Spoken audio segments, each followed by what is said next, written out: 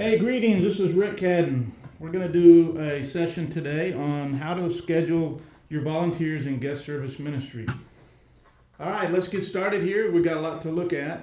And when you log in, you should be at this screen right here. You can click on the Burleson logo, but you should start out probably at your home screen there.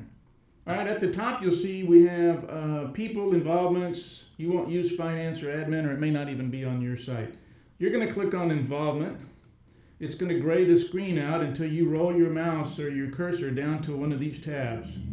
So you can go to recently viewed, and once you get into your groups and to the scheduler, it's going to put it in here as an easy access. You can see the guest service schedule is already there for me.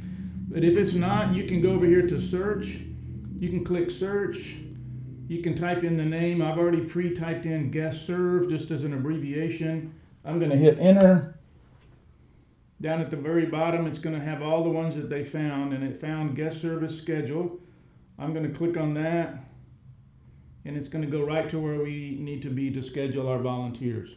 All right, so you can go to involvements, recently viewed, or you can go to search. All right, so here we are. Scheduler is broken down into two shifts, shift 1 and 2. One's the early service at 8:30, one's the 10 o'clock service, which is the late service, and it does that for each day. There's April 28th, there's May 5th. If you scroll down, it's got the next 2 Sundays. And you're going to scroll all the way down, it's going to go out 6 weeks, is the farthest it goes out.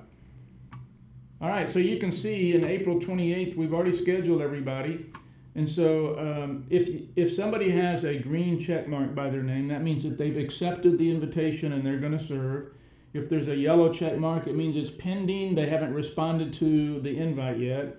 And if there's a red check mark, it will tell you that they are not going to serve. We don't have any red at this point, so that's good.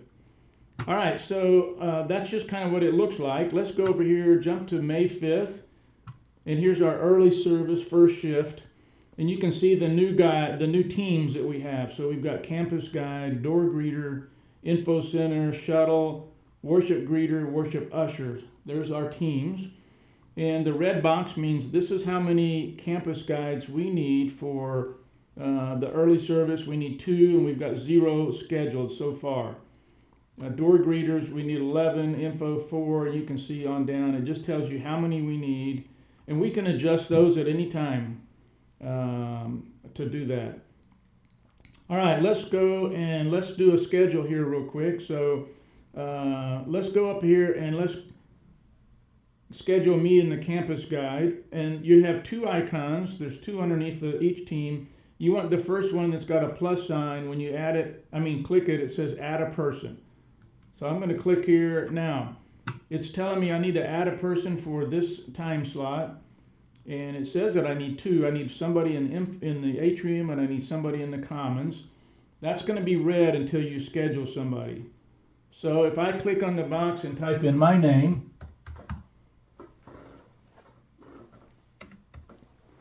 all right, guess what? My name doesn't show up. Here's why. Click out of it, hit cancel. I'm already scheduled down here and the shuttle driver, so you can't double schedule somebody. If I'm already scheduled, I can't be added anywhere else. So that leads me into this. I'm going to click on my name, and I'm going to put remove from this meeting. Each one of these shifts is called a meeting. I'm going to remove me from there. Now I'm gone, and it says that there's nobody in the shuttle. Now I can go up to campus guide. I can click on the plus sign. Now let's say I'm going to work in the commons, and I'm going to type in my name. Now I come up.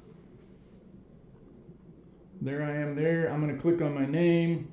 Now I'm in there. I can click in the box as well, and it opens it up again. I can add as many names as I need to. If I need to add 2 people, then I can do 2 people.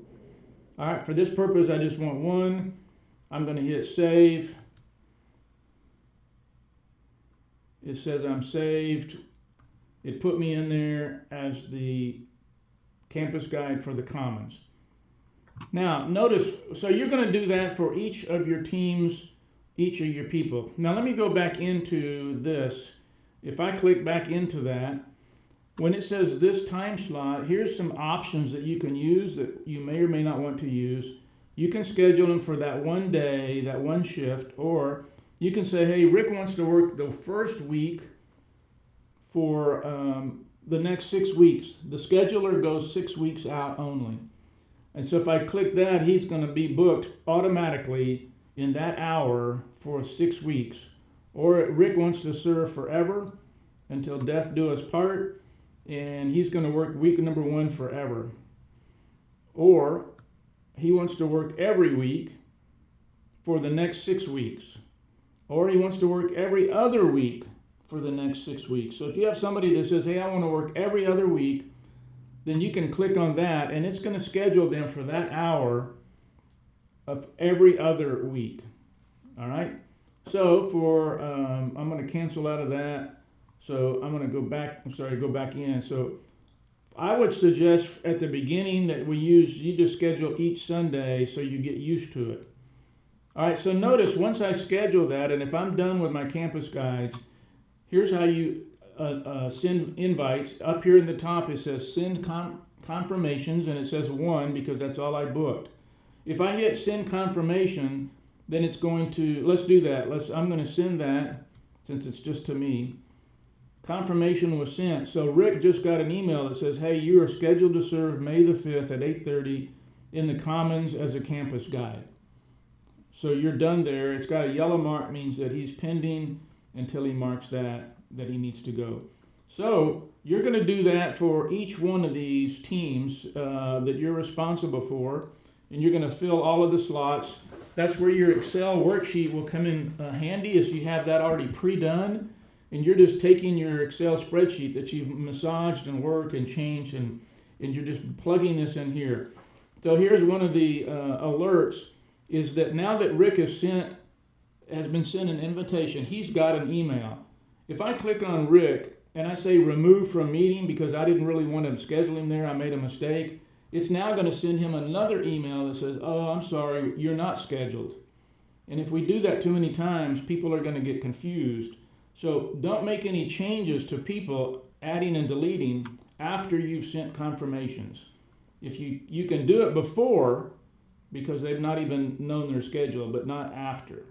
So that would be a big tip. All right, so there's your scheduler to do that. Now let's go back over here. If you're in the scheduler group, this is the people, and this just means that this is all of our people. All right, but you're really just going to use the scheduler. I'll send another another video on how to manage your group individually, or else this one will get really too long. Okay, if you need help, please let me know. I'll be glad to help you. I hope this was very helpful to you. Have a great day.